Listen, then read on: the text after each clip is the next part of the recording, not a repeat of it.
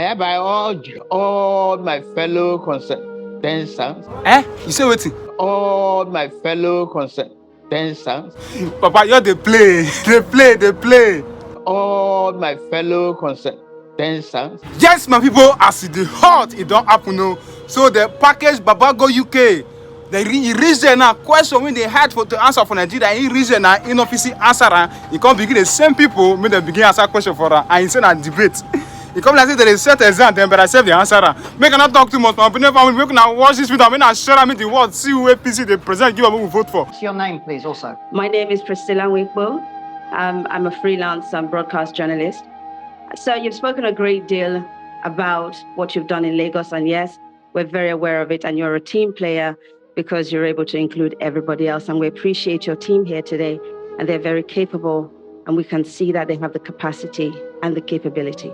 However, sir, you are running for president, and as Nigerians, we would very much like to hear from you because we believe the office of the president, if voted in, will be you and not your team per se. So on that note, sir, if I may, we haven't seen you engage with Nigerians on a one-to-one interview or at any of the live programs that has been going on. And furthermore, there are issues at the moment running with regards to your identity, with regards to your age. So I wonder if you could provide some clarity on the issues of your identity and age, and also let us know when we can engage with you one-on-one in an interview, hear from you directly as the office holder. Thank you. Thank you very much. I'm going to take two more, one from this row, one for that, and we've finished. You, sir, there. Yeah, please, go ahead. Yeah. Good afternoon, ladies and gentlemen. Can we be quiet, please? Your Excellency, Dr. Alex, my name is Otumba Eric Ayola.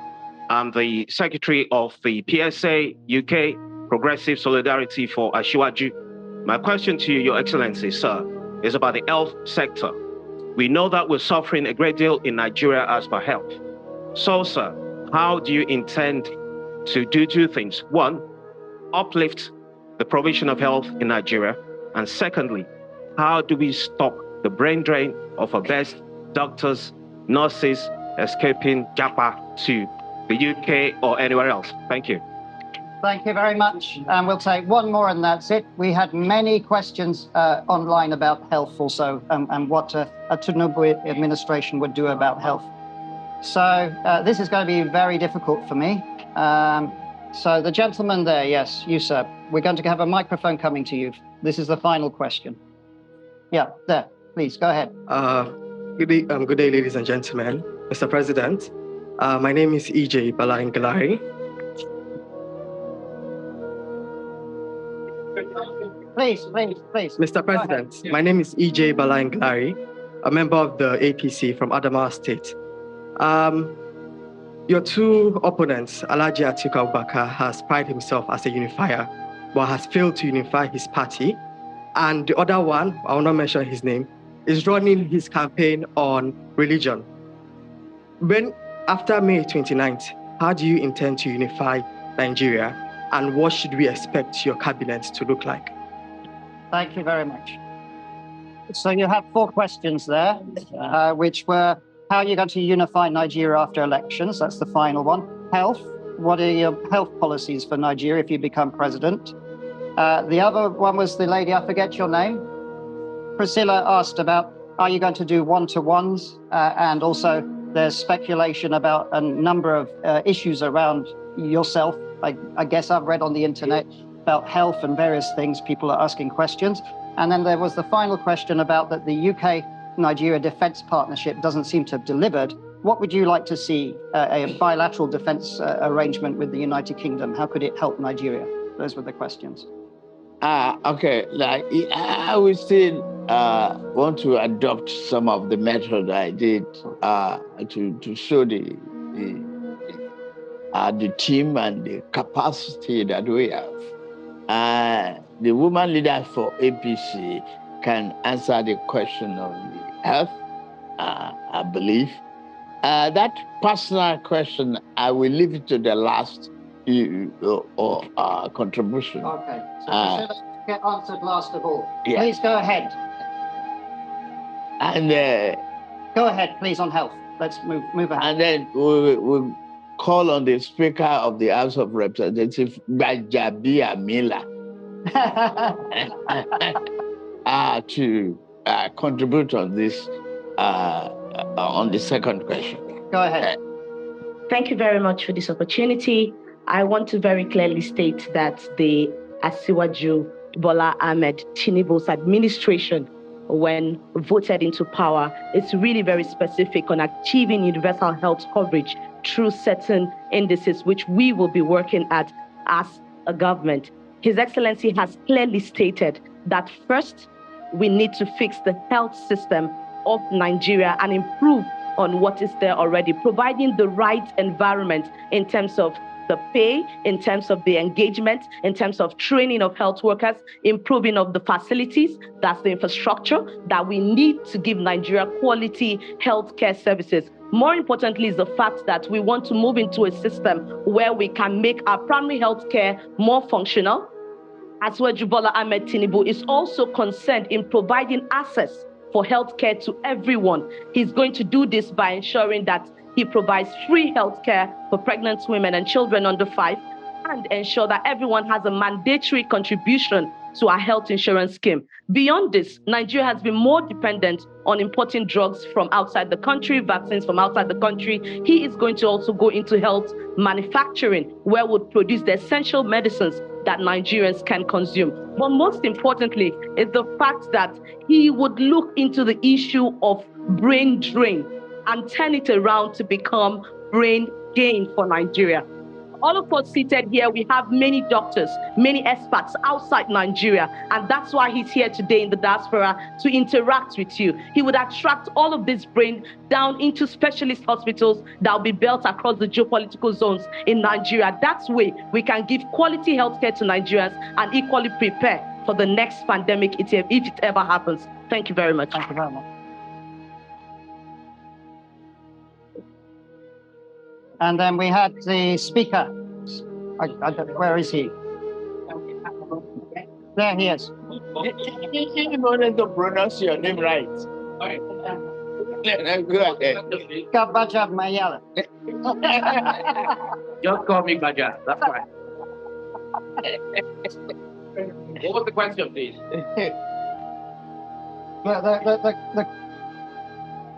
The defense pact. Oh, the defense pact in Nigeria. Yeah. Well, let me very quickly say this. Defense pacts are many. There's bilateral and there's multilateral.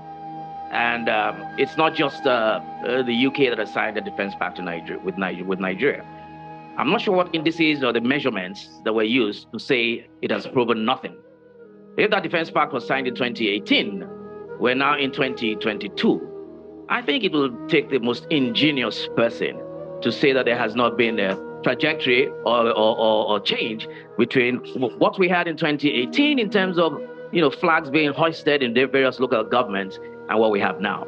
I think more important in terms of defense pacts, it's a defense pact with the United States and other countries, apart from the UK as well. So I call it a multilateral defense pact. We have the Leahy Act in America, which we need to look into, which actually deprives Nigeria and some other countries of utilizing armaments that are manufactured in the United States. And this is based on human rights records. But you cannot on one hand condemn terrorism, and on the other hand make it difficult for Nigeria to get arms from those countries. It's a no-brainer. And that's what we're going to be going around in circles. So we're looking towards, and Asiwaju will be looking towards, and this is a matter that is dear to his heart, because without security, security is a bedrock. You can't actually build something on nothing. You have to secure the country first. So that's an area that this administration is looking at very, very seriously. And in terms of all the arms of government, defense sectors communicating with themselves as opposed to acting in silos, is one area that Asiwaju Bola Ahmed is looking forward to in his administration.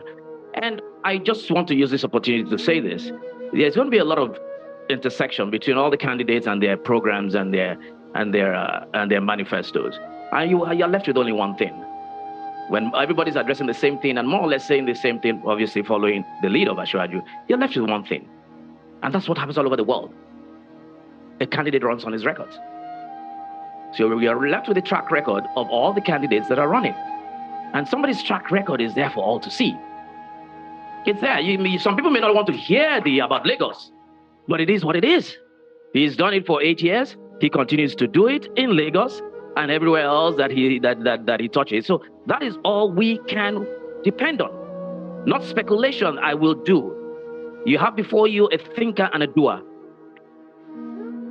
You have his records before you. Unless, of course, a candidate does not have a record to run on, or his record is not good, then you begin to character assassinate, begin to speak to personalities that are neither here nor there and obviously not true, and you avoid and run away from the issues. Let's make it about the issues. Thank you. And finally, you do have the question from Priscilla at the back there. Priscilla, thank you very much for the question. It's inquisitive. But at the time of birth,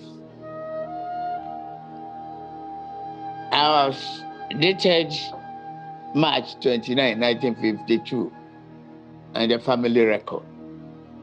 I didn't think that day I've determined to be or decided to be a president of the Federal Republic of Nigeria. Not even that I will go to politics. I have a very good exposure in life. My record is consistent. And the school and the university, they question. They now convinced that they wasted their money and their time.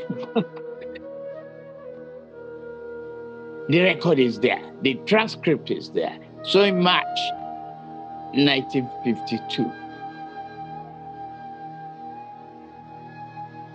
I'm not claiming another father.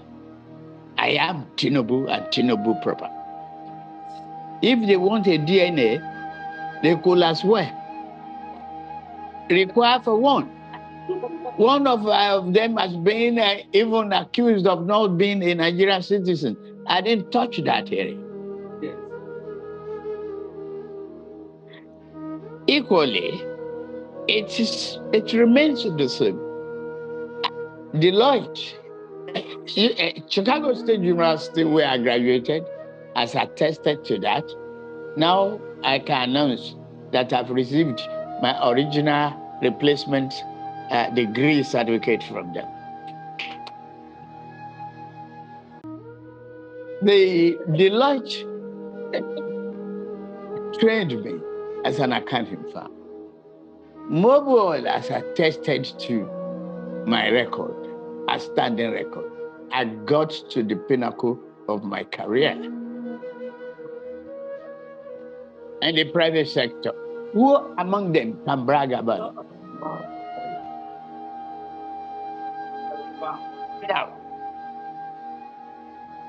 Yes, you want to wrestle with the pig, you got to live with the dirt. That's what I'm doing. I go into politics, knowing fully well that it's a muddy water. Smog will come. You will have to live with the dirt and make sure you are upright to finish the job. Thank you. Any part of it that I didn't answer? That one-to-one conversations. One-to-one conversation. Yeah.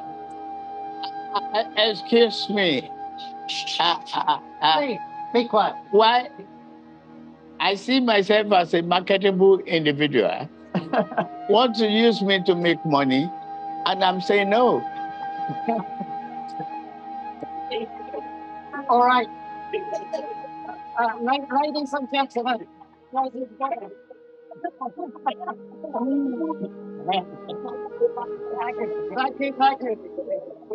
Can we show the customary